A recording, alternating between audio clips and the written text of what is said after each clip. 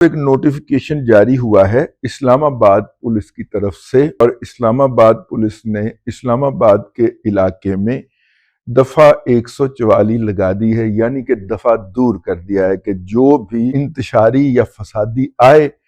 وہ ساڑھے وال نہ آئے، ساڑھے وال نہ۔ فوری طور پہ یہ سوال ابھرنا چاہیے، کل بلانا چاہیے کہ بھائیان اڈیالہ تو واقع ہے پنجاب کے اندر، تو اسلام آباد کسی نے کھے کھانے جانا ہے؟ اس کا مطلب ہے کہ حکومت کے پاس کوئی نہ کوئی اطلاع ہے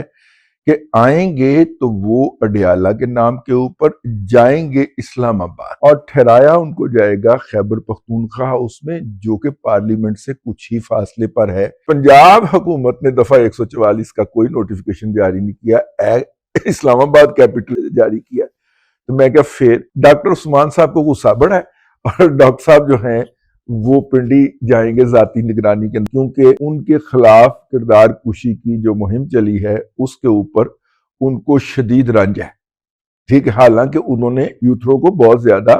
ہلکا ہاتھ رکھا، ان کے اوپر بڑا ریلیف فراہم کیا ان کو۔